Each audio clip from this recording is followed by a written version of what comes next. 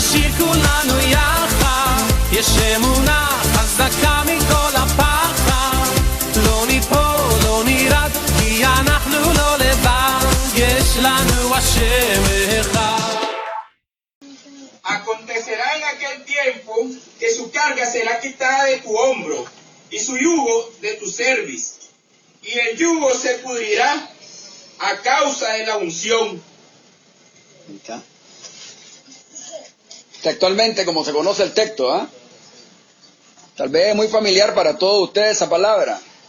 A causa de la unción se pudrirán los yugos, dice la gente. Ahí está el texto. Sacando este texto fuera de su contexto.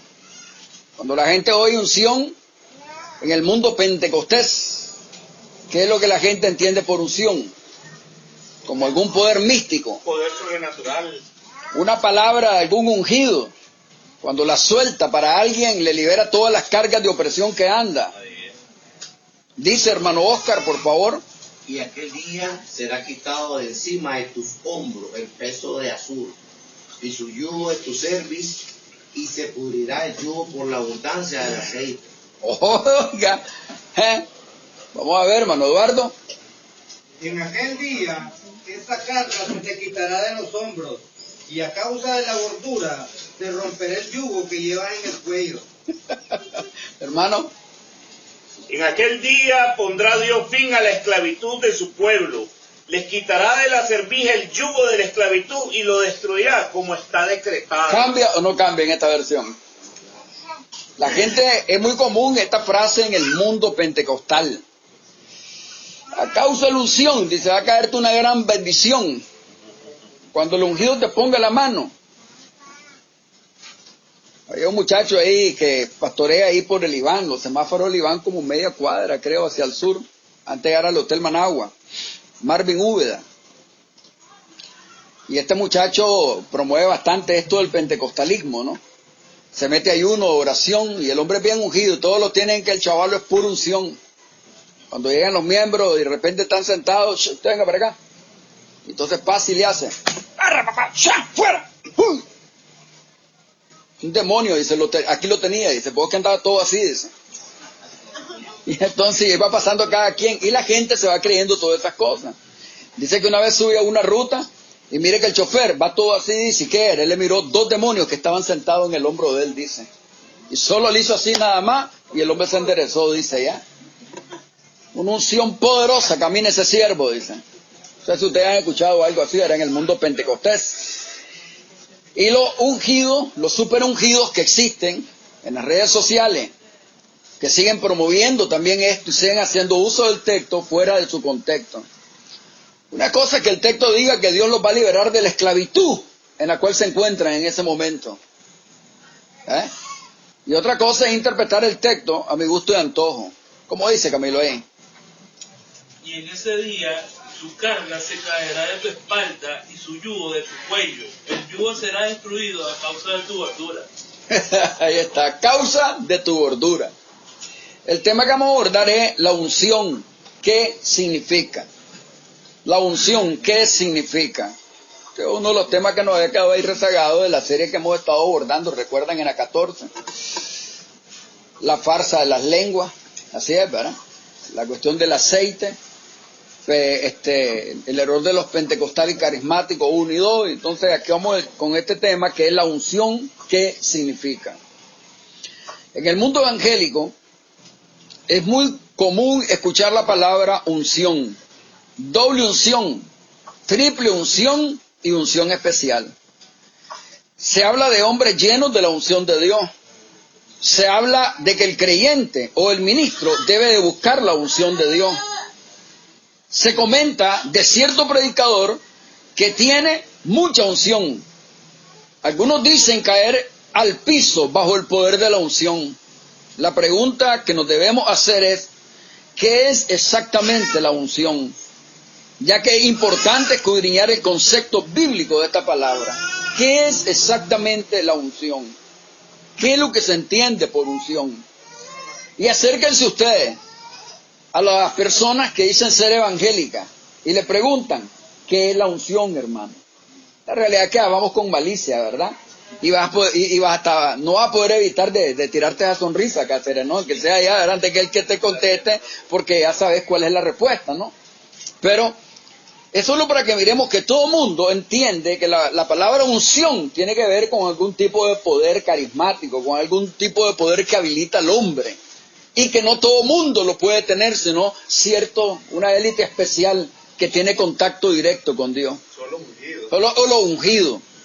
Cuando la gente habla de unción, están pensando en profetas del Antiguo Testamento y creyendo que hay profetas de ese calibre actualmente, ¿ya?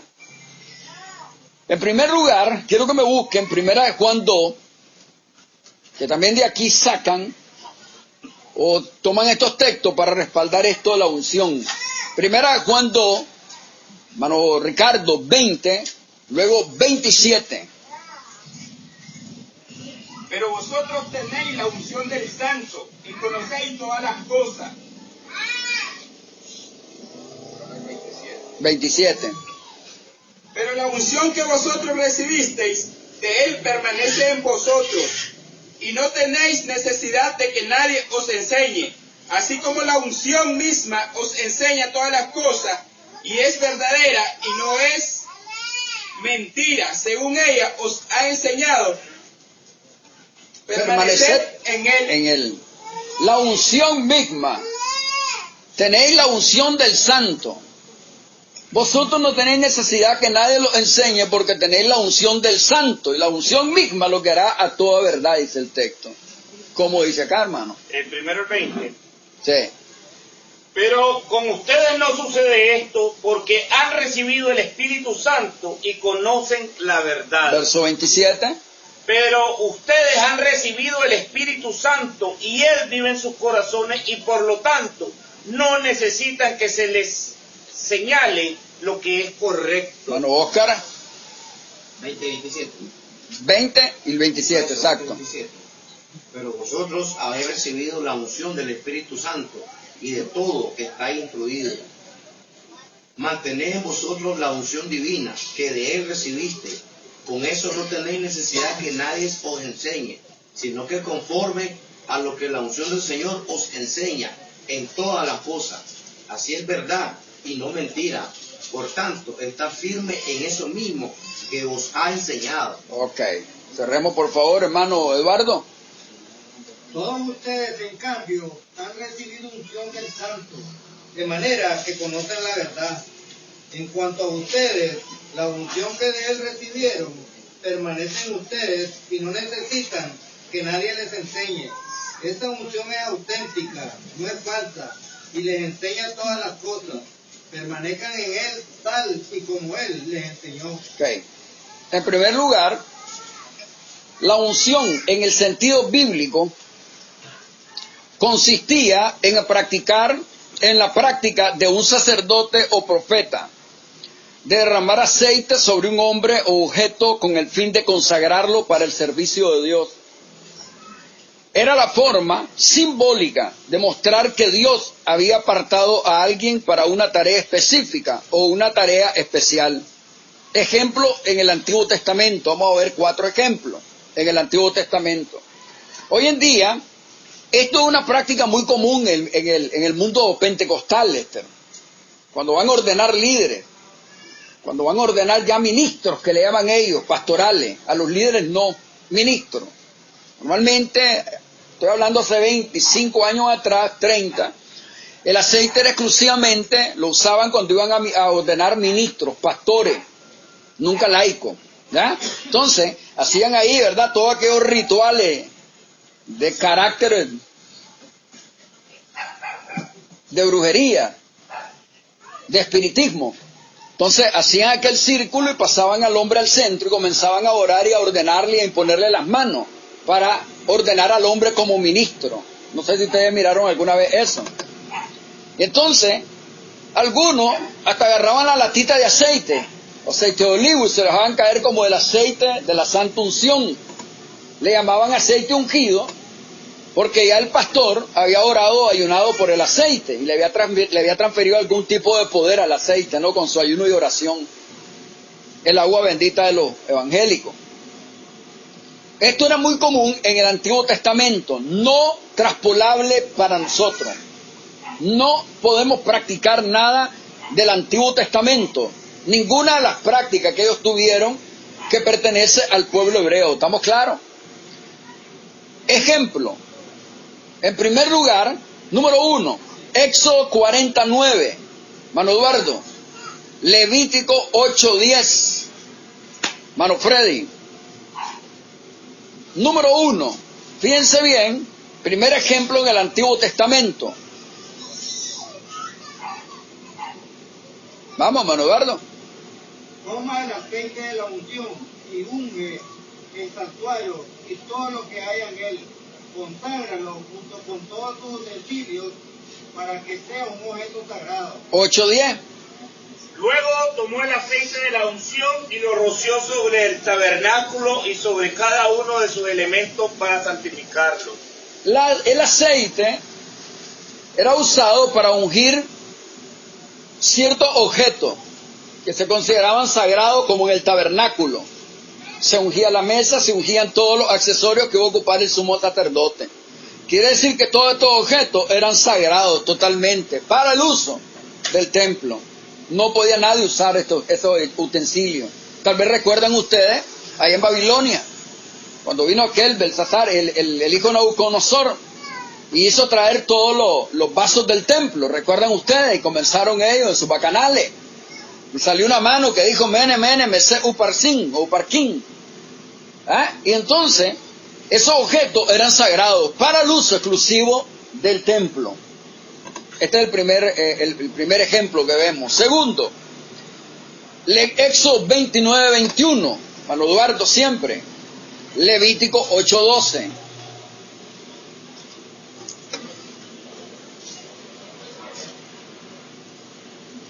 Y rociará también un poco de esa sangre y del aceite de unción sobre Aarón y sus hijos y sobre sus vestiduras. Así Aarón y sus hijos y sus vestiduras quedarán consagrados. Levítico 8:12. Luego derramó el aceite de la unción sobre la cabeza de Aarón, consagrándolo así para el servicio. Miramos el segundo ejemplo y es la unción de los sacerdotes. Este aceite también lo utilizaban, ¿verdad?, como un símbolo de unción. El aceite era símbolo de que el Espíritu de Dios reposaba sobre un individuo. ¿Estamos claros? No es que venía dentro del individuo, sino sobre el individuo nada más. En este caso se ungió a los sacerdotes. Se ocupaban entonces para ungir algunas cosas, unos utensilios o algunas personas. Tercer ejemplo, Primera de Samuel 10:1. Mano Eduardo, Primera de Reyes 1:39.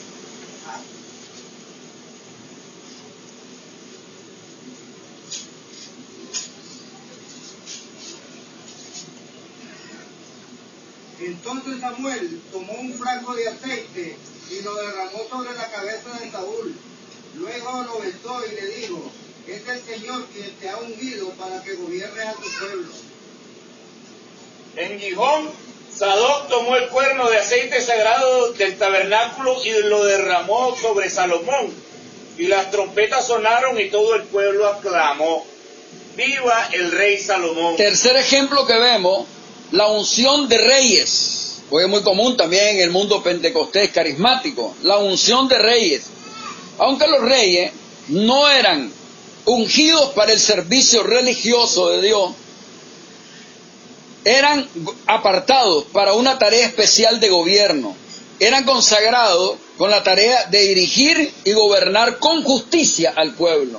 De hecho, el poner la redoma de aceite sobre Saúl, ¿no?, era algo que marcaba la diferencia, Lester. El Espíritu de Dios venía sobre ese individuo, ¿no?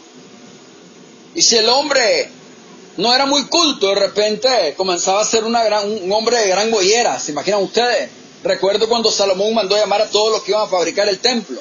Dios habilitó entonces a todos los orfebres, a todos los que iban a trabajar en el templo. ¿Recuerdan ustedes? Dotados por Dios. Entonces, dotaba a estos hombres, ¿verdad? Y venía el Espíritu de Dios sobre ellos. Miramos el caso de Salomón, por ejemplo, ¿ya? Un hombre sabio como Salomón nunca, hasta el día de hoy, se ha vuelto a levantar. ¿Estamos claros? Y miramos que el aceite en sí no tenía nada. ¿Estamos claros? Era un símbolo nada más, ¿ya? Y la palabra unción, ungir, o mi ungido, muy común en el Antiguo Testamento, si ustedes quieren, se le aplicaba, la palabra ungido o unción, se aplicaba únicamente a estos hombres, ya fueran como profetas, fueran como reyes, pero que eran una sombra de la realidad que iba a llegar, que era el Cristo, Cristo mismo como el ungido de Dios. ¿Estamos claros? La palabra ungido, la palabra Cristo significa ungido. La palabra ungido tiene que ver cuando Dios tiene puestas las manos sobre alguien. ¿Estamos claros? Y entonces vierte Dios toda esa sabiduría o todas esas dotes necesarias para el hombre según la función que le va a ocupar. Cuarto ejemplo, Primera de Reyes 19, 15, 16. Mano Eduardo.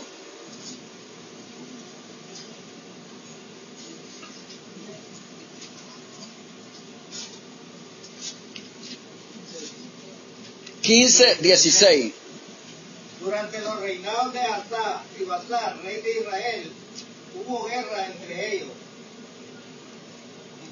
Sí, léalo. Ok, otra versión.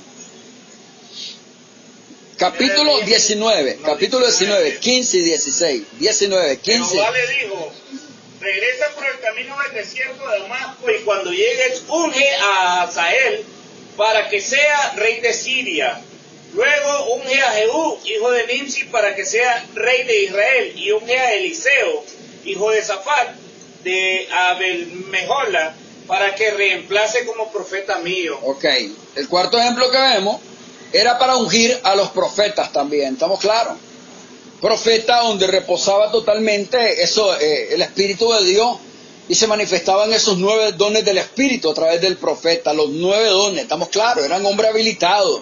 Tenían experiencias de tipo mayores y tipo menores, ¿ya? Las éxtasis son experiencias de tipo mayores, que yo no creo que aquí nadie la haya tenido, ¿ya? Entonces, era muy común en el Antiguo Testamento esto, recuerden. Así la Biblia, en el Antiguo Testamento, registra la unción de objeto del tabernáculo, la unción de sacerdote, la unción de reyes y la unción de profeta. La unción era el acto de derramar aceite como una forma de consagrar para una tarea especial en el servicio que Dios determinaba. Hoy en día nosotros no necesitamos nada de eso, hermano. En los tiempos bíblicos, cuando el pueblo miraba a Lester que se estaba derramando aceite, sabían que ese hombre era intocable, era sagrado. Tan así que recuerden el caso de Saúl con David. David no se atrevió a poner las manos sobre el ungido, ¿se imaginan ustedes? No lo iban a hacer nunca, porque sabían que este hombre era algo personal y Dios se tenía que encargar de desaparecerlo. Entonces eran sagrados. Cuando iban a elegir un rey, un profeta, hoy en día, algunos vienen en el mundo pentecostal, hacen uso del aceite, y la gente piensa que estos hombres que están ungiendo con aceite, de alguna forma son intocables, y le han metido el mono a la gente con aquella expresión: ¡ay del que toque al ungido del Señor! No va a pasar nada si lo tocamos. No va a pasar nada. ¿Estamos claros? Hoy en día a nosotros nos toca identificar y reconocer el llamado que tiene un hombre. ¿Estamos claros, hermano? Porque esa es una habilidad que Dios nos ha dado a nosotros. Y es lo que dice 1 Juan 2:20 y 27 también que ustedes leyeron. ¿Estamos claros? Porque el mismo Espíritu que mora en nosotros es el que nos guía y siempre nos da esa intuición y esa capacidad de discernir dónde realmente Dios ha llamado a un hombre, o cuando tiene esas dotes que Dios ha puesto en el hombre. O la misma persona también es capaz de percibirlo cuando hay algo que marca la diferencia. ¿Estamos claros? Pero no necesitamos de hacer todo ese espectáculos y rituales extraños de principios de brujería para poder nosotros identificar a un hombre con un llamado. Amén. ¿Quién de ustedes siente con toda sinceridad que siente esa vocación al llamado? Levánteme la mano, por favor, no todito, pero sean honestos, sin miedo, hombre. Vamos, Freddy. Freddy, ¿hay? A servir a Dios en el ministerio. El llamado al ministerio, a servir a Dios, con toda sinceridad, Freddy. Lester, con toda sinceridad, se te murió la vocación, hermano. No, hermano, no me digas eso. Fíjense bien, Hermano, sí, fíjense que cuesta hoy nosotros, ¿no? ¿Verdad? Ser más agresivos en este asunto, hermano. ¿Se imaginan? Les garantizo que Dios no paga mal. Te va a apretar la soga, estamos claros, para entrenarte, eso es un hecho, ¿ya? Pero no paga mal, hermano, se lo garantizo, ¿ya? ¿Ah? No paga mal, no paga mal. Fíjense bien, por favor, hermano, pongámonos serios. Miren bien, estamos grabando. No paga mal, ténganlo por seguro, ¿vieron? Hermano, el Antiguo Testamento no habla de niveles de unción, ni de tener la unción en el sentido de tener poder. Se menciona que el Espíritu del Señor venía sobre siervo y les daba ciertas habilidades. Esta acción se registra mucho en el libro de los Jueces, en donde el Espíritu del Señor venía sobre Gedeón o sobre Sansón y le llenaba de fuerza, sabiduría y poder para liberar a Israel en tiempos de guerra y opresión. Pero no se llama o no se le llamaba Lester unción, estamos claros. Y esta experiencia de estas personas del Antiguo Testamento, hermano Cáceres, no fueron repetibles. ¿Han escuchado ustedes de algún Sansón después de Sansón? No lo hay. No hay. ¿No han escuchado ustedes de un Salomón después de Salomón?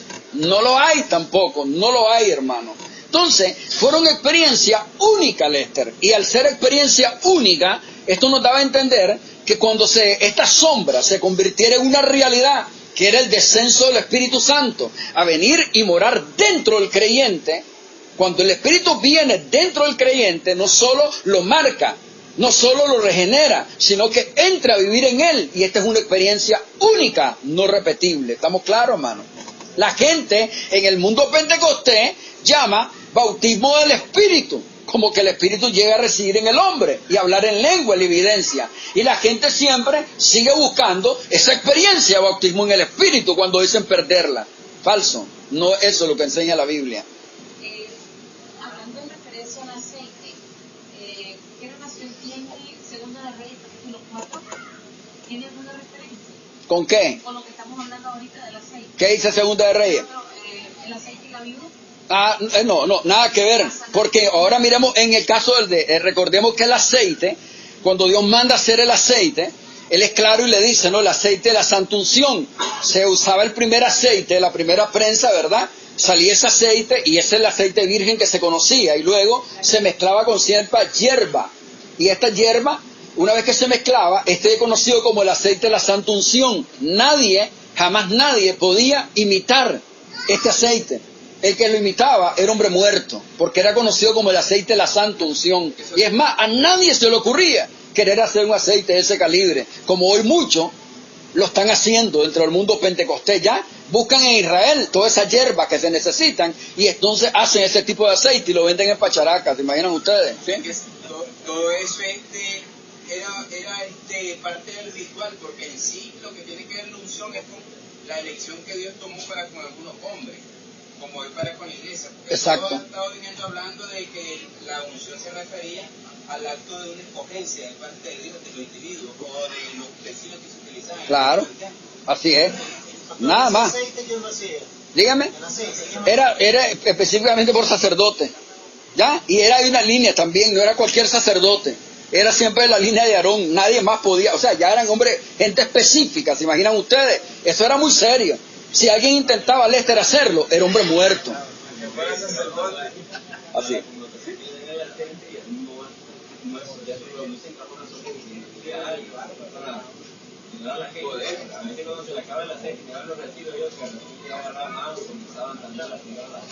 Exactamente. Por ejemplo, solo imagínense, hermano, cuando vino aquí Galnicki con Camino de Santidad. Aquí vinieron un montón de gente que trajo Galnicki. Y entonces vino ahí un Félix Ofray, vago ahí, que lo consideraban ungido. Y entonces agarraban, para poder llegar y alcanzar a la gente, agarraban panas con agua, les tiraban aceite y luego ¡pum!, se los tiraban a la gente, bañando a la gente, ¿verdad? De agua con aceite. Mano, Dios es bueno, que nos conocía perfectamente, que los gentiles somos gente maldita y desgraciada, sin cultura de ninguna clase, ¿no? Sin prácticas de parte de Dios de ninguna clase. Porque si tuviéramos en el tiempo del Antiguo Testamento, Lester, hace tiempo hubiera matado un montón de gente el Señor. Dios es bueno. Dios es bueno. Pastor, relación al aceite lo hacían los sacerdotes, pero en este caso Samuel, profeta y sacerdote al mismo tiempo. Ocupaba los tres, exactamente los tres oficios, que era una sombra en la realidad. El caso de David también lo vemos, ¿no? Porque miramos a David rey, ¿no? Lo miramos también, algo muy extraño que se miraba en David, es que a veces no iba al sacerdote para consultar a Dios, tomaba el efod y él lo consultaba directamente. Y vemos también los salmos, por ejemplo, de David mesiánico, donde miramos a David profetizando respecto al Mesías, ¿no? De alguna forma David también reposaba estos tres cargos, ¿me entiendes? Esta es una sombra de la realidad que iba a llegar, ahora están en Cristo totalmente, así es, Aarón. Hermano, en Efesios, que ustedes ya lo conocen, 1, 3 y 14, también ustedes ya conocen 2 Corintios 1, 21, ustedes ya conocen Corintios 6 también, pero solo quiero Efesios 1, 3 y 14. En el Antiguo Testamento, el Espíritu Santo no moraba de forma permanente en su pueblo, como vemos que sucede, hermano Rolando, en el Nuevo Testamento y en esta nueva dispensación. ¿Estamos claros? A través de la salvación de Cristo que hoy nosotros hemos obtenido. ¿Estamos claros en eso? Dice Efesios, hermano Eduardo, 1, 3 y 14. En él también ustedes, cuando oyeron el mensaje de la verdad, el evangelio que les trajo la salvación y lo creyeron, fueron marcados por el sello que es el Espíritu Santo prometido. Este garantiza nuestra herencia hasta que llegue la redención final del pueblo adquirido por Dios para la alabanza de su gloria. Por eso Pablo exhorta continuamente, no contristéis al Espíritu de Dios que mora en vosotros, ¿estamos claros? Con el cual fuiste sellados. Que no sabéis que soy templo del Espíritu Santo. Y la preocupación de Pablo de estar exhortando continuamente es porque el Espíritu Santo ha venido a ser morada permanente en el creyente, ¿estamos claros? Y les he dicho que cuando pecamos arrastramos al Espíritu Santo al escenario de todas nuestras perversidades, ¿estamos claros en eso? Lo que era exclusivo en ese tiempo para el profeta y los reyes, después lo hizo corporativo Dios con la iglesia. Con la iglesia, correcto. Superior también. Superior, exactamente. Ahí es, nos eleva exacto a una posición superior, hermano Eduardo, ¿ya? En el Nuevo Testamento no existen más los oficios del sacerdocio, el del profeta, ni el de los reyes. Lo cual explica el hecho que en todo el Nuevo Testamento se habla de la unción en solo 2 versículos dentro de solo un pasaje. Y esto de forma simbólica, dando a entender la morada del Espíritu Santo en la vida de todo regenerado. Me gusta usar más, ¿estamos claros? En la vida de todo regenerado. Y los 2 pasajes son, que usted ahora lo leyó, me lo lee nuevamente, 1 de Juan 2, 20 y 27, que después vamos a ver qué es lo que está diciendo Juan. Vamos a ver, hermano Oscar.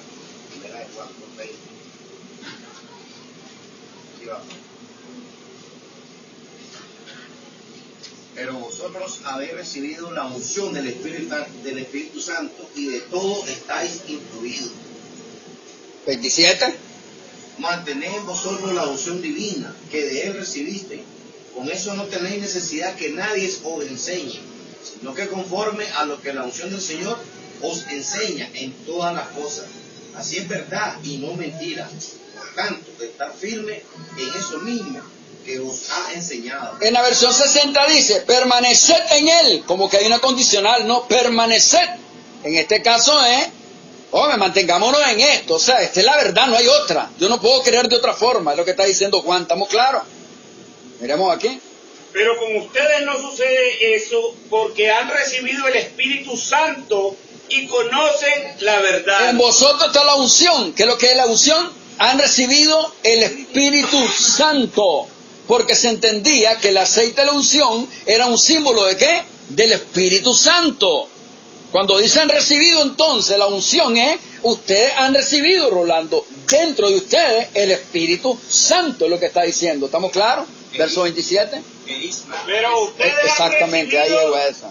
Pero ustedes han recibido el Espíritu Santo y Él vive en sus corazones y por lo tanto no necesitan que se les señale lo que es correcto. Porque si uno interpretara esto, Lester, de ustedes no tienen necesidad que nadie los enseñe, Entonces uno diría, vea, mira, nadie me tiene que enseñar nada entonces.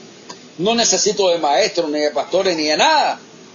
No necesito ni leer nada tampoco, diría uno, ¿verdad? Porque hay otros que han caído en ese extremo también. No está diciendo eso el texto. En hebreo, Jeremías, por favor, Jesucristo inauguró el nuevo pacto, Jeremías 31:31, de Dios, que había prometido en Jeremías 31:31, cuando dice él, he aquí haré un nuevo pacto con la casa de Israel y con la casa de Judá. Nuevo pacto. Nosotros somos las primicias de ese nuevo pacto, hermano. ¿Estamos claros? Recuérdenlo. Jesucristo es el perfecto sacerdote que entró en el lugar santísimo una vez y para siempre, para presentar la ofrenda de su propio sacrificio a fin de salvarnos y reconciliarnos con Dios. Hebreos 7, ya saben ustedes, Hebreos capítulo 9, Hebreos capítulo 10, y el autor de Hebreos viene diciendo una sola ofrenda. El capítulo 8 dice, y él entró no a un santuario que estaba ya hecho con mano humana, que era una figura de la realidad en la cual él entró, dice ya. Él entró al mismo santuario de Dios, dice, entrando a presentar el sacrificio una sola vez y para siempre. El profeta, el rey, el Mesías, tan añorado, tan esperado por el pueblo de Israel. ¿Estamos claros? El día de hoy, que ya vino hace casi 2000 años. Hermano, por eso es que ya no hay ni reyes, ni profetas, ni sacerdotes. ¿Estamos claros? Y Dios no sigue levantando profetas en Israel.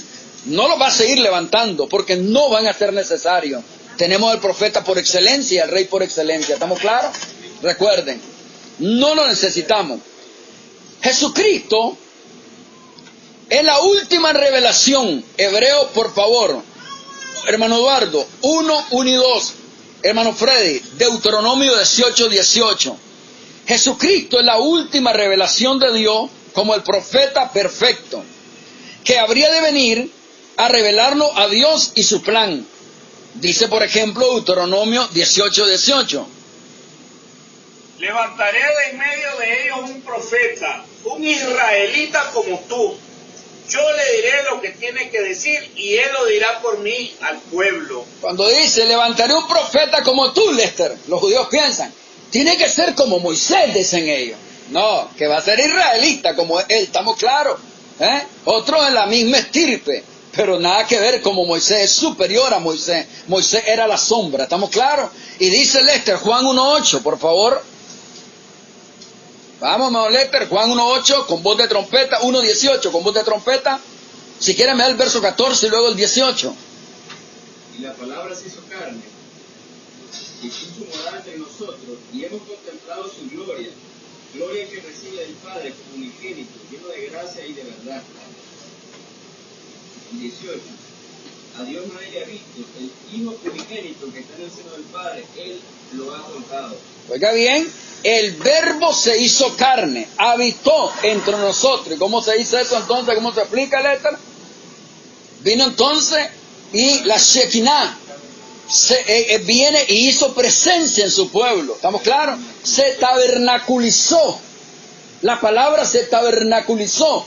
Y aquella tienda que andaba ahí en el desierto, ¿no? Con el arca, símbolo de la presencia de Dios, vino, tomó carne, ¿estamos claros? Y sangre, la kenosis, correcto. ¿Y qué es lo que hizo él?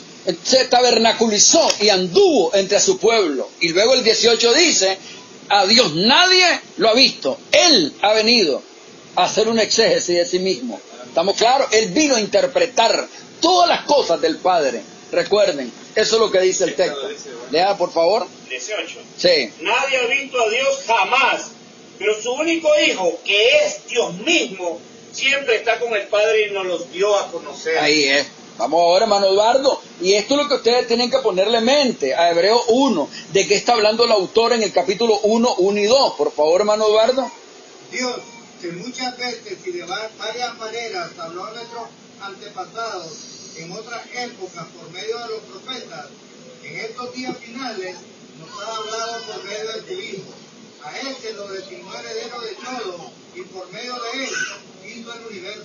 O sea que Dios, habiendo hablado de muchas formas, de muchas maneras, a los padres, Él ha dado su última revelación y más excelente. ¿Estamos claros? Mandó a su Hijo en persona. Mano, gracias a Dios que no existimos en aquella época, Ricardo. Y gracias a Dios que no nos salimos de la descendencia de ellos también, porque nos hubiéramos perdido. ¿Se imaginan ustedes? Eso es un hecho. Mas como somos nosotros, ¿se imaginan ustedes que cuando se trata de hablar Biblia, Ricardo, lo primero que hacemos es poner mucha atención? Y a veces estamos listos, ¿no? Para ver qué error se comete y dar inmediatamente el golpe. ¿Imaginan ustedes si hubiéramos estado en aquel tiempo? No lo hubiéramos reconocido tampoco, hermano. Gracias a Dios, que no estamos en ese tiempo. Daniel 7, 13 y 14. Hermano, Jesucristo es descendiente del rey David, del cual de su simiente se establecería un reino eterno, que no tendría fin jamás. ¿Estamos claros? Fíjense bien. Vamos a ver Daniel, hermano Eduardo, si lo tiene. 13 y 14. En esta visión nocturna vi que alguien con aspecto humano venía entre las nubes del cielo. Se acercó al venerable anciano y fue llevado a su presencia. Y se le dio autoridad, poder y majestad. Todos los pueblos, naciones y lenguas lo adoraron. Su dominio es un dominio eterno que no pasará. Y su reino jamás será destruido. Ahí está. ¿Se imaginan? Hermano, clase de visión la que tiene este Daniel, ¿no? Uno como hijo de hombre, viéndola, teniendo un anticipo prácticamente. ¿Se imaginan ustedes? Viendo, hermano, al Mesías, al glorificado. ¿Se imaginan? Entonces, él viene y él es contundente. Cristo, él es entonces a quien señalaba todo el Antiguo Testamento. ¿Estamos claros? El ungido por excelencia, recuerden. Los tres oficios de Cristo son rey, sacerdote y profeta. Es por eso que es llamado el Cristo, del verbo griego crio. Ungir, traducir del hebreo had Mashiach, que significa el ungido de Dios. Jesucristo fue consagrado, apartado para la tarea especial de redimir a la humanidad del pecado. Jesucristo es el ungido de Dios por excelencia. Primera de Pedro 1:20 dice: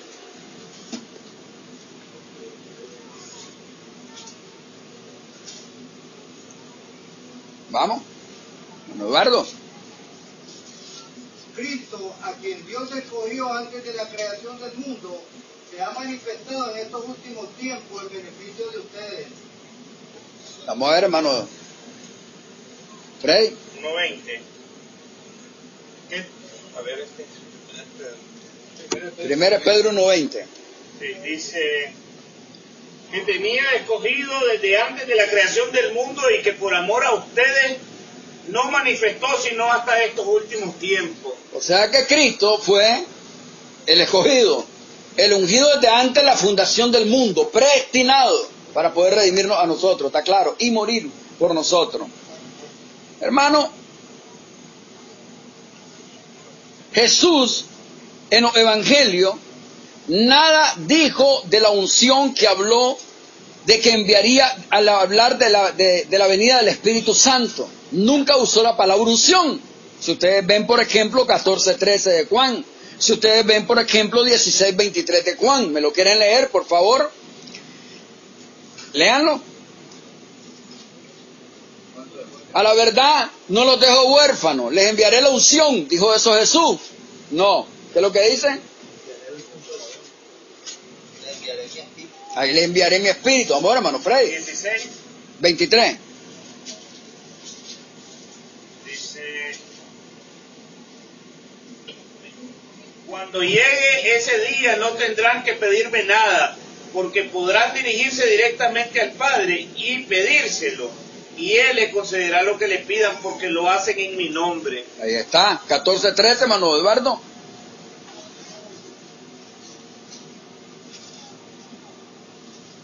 Cualquier cosa que ustedes pidan en mi nombre, yo la haré.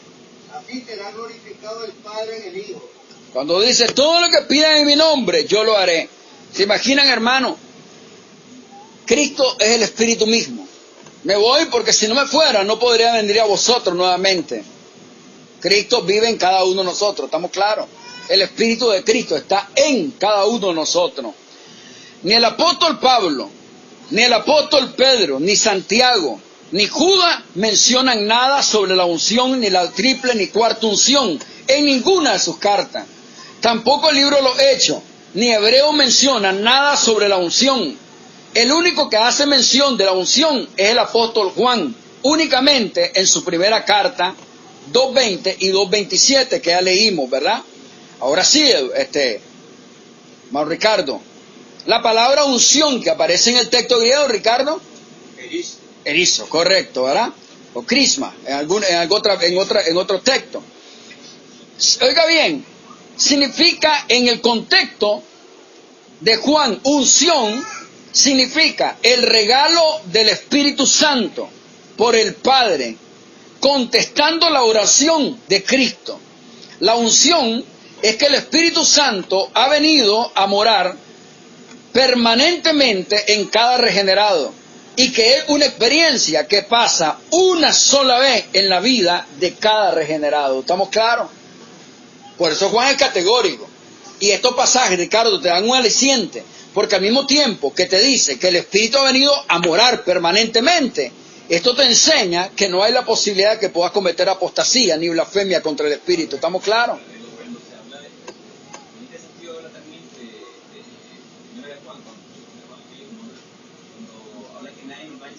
Por el caso que es marcado para salvación, escucha el Evangelio de verdad, dentro, lo que hace reconocer ese Evangelio. Identifica inmediatamente. Exactamente. Se le activa inmediatamente. Es lo que dice Efesios 1 entonces, el 11, 10 al 11, ¿no? Ahora que ustedes reconocieron el mensaje de su salvación. Es correcto, hermano Lester, así es, ¿ya? Entonces uno identifica el mensaje, ¿estamos claros? Se identifica con el mensaje rápidamente. ¿No podríamos decir también que debido a esa condición del regenerado, también podríamos decir que el regenerado no puede ser engañado? No puede ser engañado, no puede ser engañado. No le puede meter un gol así, conoce la verdad. Exactamente. Puede ser que no tenga todo el conocimiento, pero de repente hay algo que le intuye que algo no está bien. No está bien, no está bien, ¿estamos claros? Es un hecho, hermano Cáceres. Exactamente. Ahí es, 14:13 era, hermano. Como podemos ver, nada nos dice este pasaje de que algunos tienen la unción más que otros. Nada dice que existían niveles de unción. Tampoco dice que solo los líderes son ungidos. Ni nos dice que busquemos la unción. Solo da por sentado el pasaje, que la tenemos, hermano Oscar, ¿estamos claros? ¿Y qué es lo que tenemos? El Espíritu. Pero la gente, cuando habla de buscar la unción, chaval, te siento seco, no te siento nada.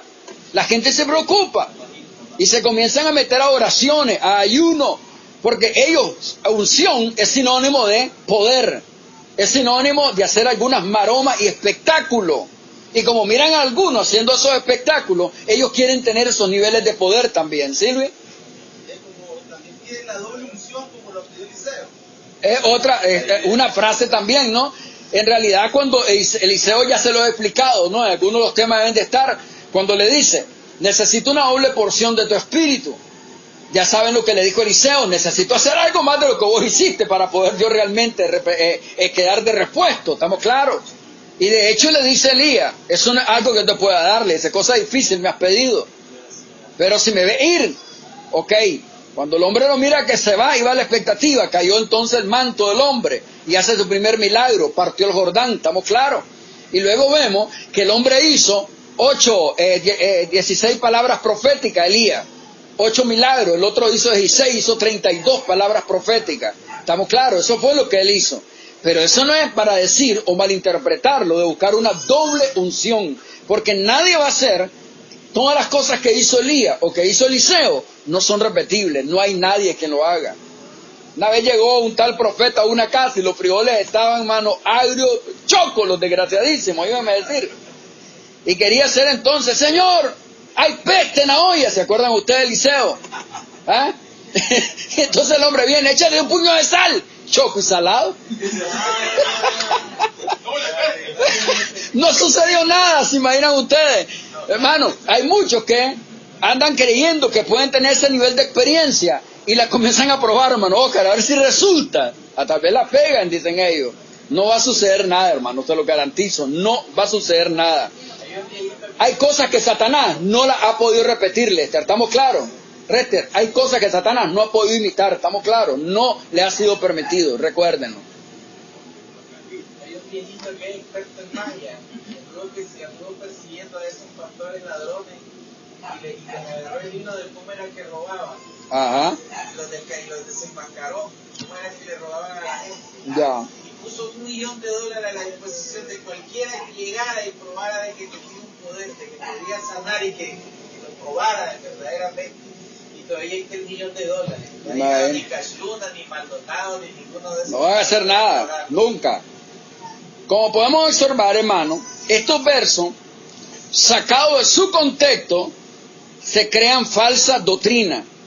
Muchos han llevado estos pasajes a extremos absurdos, derramando y tirando aceite sobre las multitudes para ungirlos según ellos. Hasta el día de hoy lo siguen haciendo, hermano. Lo siguen haciendo las personas. El aceite no tiene absolutamente nada, recuerden. Primera de Juan 2, 20 y 27. Si mal interpretamos estos pasajes y los sacamos de su contexto, podríamos llegar a decir que no es necesario aprender de nadie nunca, ni ir a ninguna escuela, ni recibir ningún tipo de entrenamiento, ni siquiera estudiar por nosotros mismos, pues el pasaje dice que conocemos ya todas las cosas y no tenemos necesidad de que nadie nos enseñe. ¿Imaginan ustedes? No sé si les dije, tenía una señora ahí hospedada aquí, cristiana, el marido pastor, vago, que es desgraciadísimo. Y entonces, claro, como ella se queda varios días, me mira que todos duermen, entonces tiene un problema ahí que no puede retener, ¿verdad?, mucho los orines, entonces sale y te vas a morir por un derrame, me dice. Solo lo pasas ahí leyendo todos los días, ¿no? Que preparando los estudios, preparándose uno. Mi marido no necesita eso, él tranquilo se duerme, dice, el Señor todo le revela, está bien. No lee nada porque pobrecita, pues me entiende, por la ignorancia de ella, me entiende, ¿no? Porque eso es lo que le ha engañado, ¿no? Entonces, ya miraron, hermano, el Señor todo le revela, porque como dice el Señor, pues que todo lo revela, falso, hermano, eso no es cierto. Uno mismo tiene que venir examinando las Escrituras. Usted mismo que ha venido leyendo la Biblia, hermano Freddy, ahora que ha venido leyendo la Biblia, que ha estado leyendo todos esos libros, y se va encontrando con pasajes, ¿no? Y qué tremendo, aquí está esto, ¿no? Y va eslabonando algunas cosas. Lo mismo pasa uno, predica un pasaje, hermano Rolando, y de repente volver a leer el pasaje y volver a hacer otro tema en base al pasaje. Estamos claros, es una fuente inagotable, pero para eso se necesita estar estudiando, ser diligente, hermano. Debemos considerar una de las reglas de hermenéutica en la interpretación correcta de la palabra de Dios. Lester, es el nunca basar una doctrina en un pasaje aislado o oscuro de la Escritura. ¿Estamos claros en eso? Los que hacen milagros y prodigios, según ellos, sanidades, porque milagro nunca he visto, para respaldar todas sus maromas que hace, se van a Marcos 16, 16 y 17. Estas señales seguirán a los que creen. Cuando nosotros entendemos que ese es un pasaje espurio. ¿Por qué? No aparece en los mejores manuscritos bíblicos.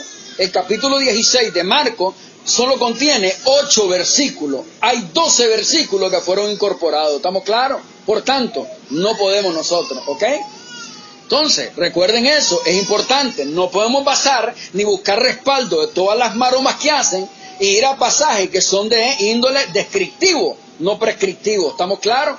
Son cosas que sucedieron puntualmente, pero que no tienen por qué volver a repetirse. ¿Estamos claros? Eran solo marcas, evidencias del Mesías, o marcas también, evidencias de los apóstoles, que eran los que iban a componer el canon del Nuevo Testamento. ¿Estamos claros en eso? Recuérdenlo. No hay unción, ni segunda, ni tercera, ni cuarta. ¿Qué es la unción? Le pregunta a usted a la gente. ¿Qué la unción es? Que sentí un escalofrío, que sentí un jueguito que te entra por las manos, sentí que te pone algo en la mollera, que sentí un juego adentro. No hay nada de eso en la Escritura, estamos claros, no andemos inventando. A la gente la han venido, hermano, haciendo así desde hace mucho tiempo, haciéndole creer eso. Es falso, recuérdenlo. Para terminar, hermano, la unción no se da por medida. ¿Recuerdan ustedes esa pasada en Juan? Cuando dice que Dios no da su espíritu por medida. Allá, algunos malinterpretan ese pasaje, Lester. Cuando viene, Dios no da el espíritu por medida, lo da la plenitud del espíritu. Y hay unos que buscan la plenitud del espíritu. Pero el pasaje está hablando directamente del Mesías. Que a su hijo Dios no le daba el espíritu por porciones, ¿estamos claros? En cambio, cuando se habla de los dones del espíritu, ahí en Corintios 12, Lester, se habla de porciones. A uno le es dada ciencia, sabiduría, palabra de discernimiento, ¿estamos claros? O sea que eran porciones, pero al hijo no lo limitó. Todo en él quiso que morara la plenitud de la deidad completamente, ¿estamos claros? Entonces, hermano, no hay triple unción, no hay doble unción, ni tenemos que andar buscando ungidos de ninguna clase, ni creer en ungidos de ninguna clase. Si ustedes encuentran a un vago que se hace llamar ungido, acérquese o póngase de pie. Cuando él diga que es ungido, dígaselo usted donde esté. Usted es ungido, vago es que usted no es nada, dígale, sin miedo, que no va a pasar nada, ¿estamos claros? Toda esa gente que dice ser ungido, simple y sencillamente se han venido fabricando o creándose un respeto ante la gente, ¿no?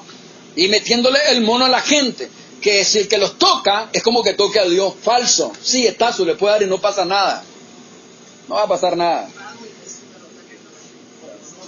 La unción no se da por medida.